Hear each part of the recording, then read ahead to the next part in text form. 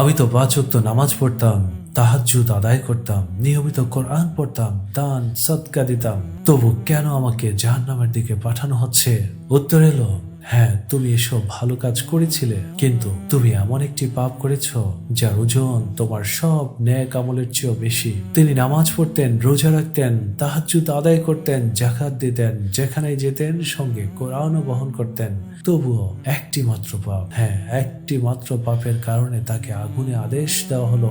কে ছিল সেই নারী? সে তো একজন পুণ্যবতী নারীর মতোই দেখাতো। সে কখনো সালাত ছাড়েনি, ইবাদতে ছিল নিয়মিত, কিন্তু মানুষ যা দেখে আল্লাহ তা দিয়ে বিচার করেন না।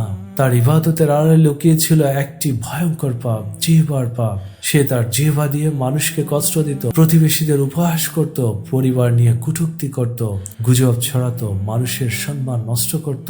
তার কথায় আহত হতো মানুষের হৃদয়, যাদের আল্লাহ নিজেই সম্মান দিয়েছিলেন। সে ভাবত তার নামাজ, তার কোরআন, তার ইবাদত তাকে রক্ষা করবে, কিন্তু কিয়ামতের দিন যখন তার নামাজ দাঁড় করানো হলো, তার কোরআন পেশ করানো হলো, তার দান সামনে আনা হলো, ঠিক তখনই তার কথাগুলো সামনে এলো। অপবাদ, উপহাস, অপমান, মানুষের হৃদয়ে দেওয়া আঘাত, আর সেই জিহ্বার ক্ষতি তার বছরের পর বছর ইবাদতের চেয়েও ভারী হয়ে গেল। রাসূলুল্লাহ সাল্লাল্লাহু আলাইহি সাল্লাম বলেছেন, এক নারী সম্পর্কে জিজ্ঞেস করা হলে তিনি বলেন, সে বেশি নফল নামাজ পড়ে, রোজা রাখে, দান করে, কিন্তু প্রতিবেশীদের জিহ্বা দিয়ে কষ্ট দেয়। নবী করিম সাল্লাল্লাহু আলাইহি সাল্লাম বলেছেন, সে তো জাহান্নামী।